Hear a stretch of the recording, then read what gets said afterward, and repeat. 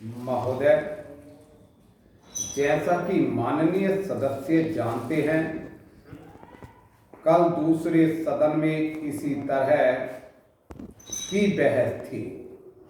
मुझे वहां भी कुछ देर बैठना पड़ा।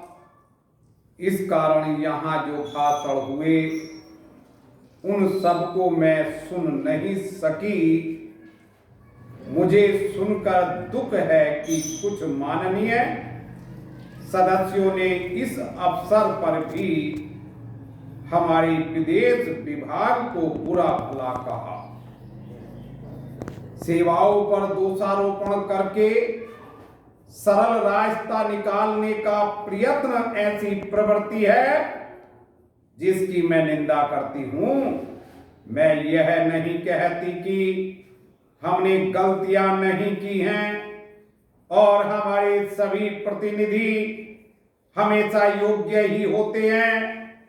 जब गलती हो तो हमें उसे अवश्य बताना चाहिए, लेकिन सदा आलोचना करते रहने से निरुत्साह पैदा होता है और मनोबल गिरता है।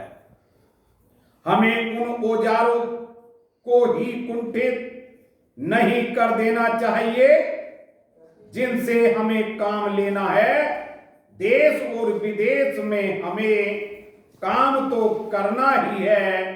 हम अच्छी तरह जानते हैं कि पाकिस्तान के शासकों को दी गई हर सहायता बांग्लादेश के निर्दोष लोगों के विरुद्ध इस्तेमाल की जाएगी। इस अवसर पर हमारे प्रतिनिधियों ने परिश्रम से बहुत अच्छा काम किया है।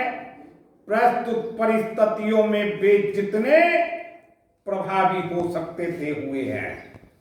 कुछ सरकारों के विचार निश्चित हैं और यदि उनमें सहानुभूति भी पैदा की जाए तो भी वे इस प्रकार के मामलों में कोई स्पष्ट बात कहने को तैयार नहीं होंगे।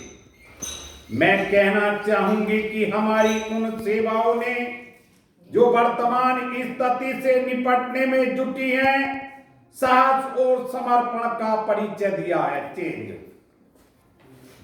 यदि कुछ माननीय सदस्यों को गाली देकर और सरकार पर सहाय दिशा और यहां तक कि समझ की कमी का आरोप लगाकर कुछ संतोष मिलता है तो मैं उन्हें इससे वंचित नहीं करना चाहती। कुछ सदस्यों के लिए हिम्मत का अर्थ गले की ताकत और भावुकता की भाषा है। काश की जिंदगी इतनी ही सरल होती। इस सरकार में बहुत से दोष हो सकते हैं, लेकिन उसमें साहस की कमी नहीं है। नहीं, यह आवश्यकता के अनुसार जोखिम उठाने से डरती है। जैसा मैं बहुत बार कह चुकी हूं, हम इस स्थिति या किसी भी स्थिति के केवल कानूनी पहलू की चिंता नहीं करते।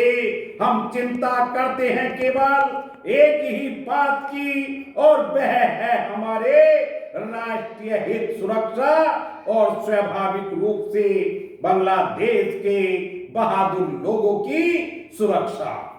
इसी कारण से शांति से काम करने का महत्व है।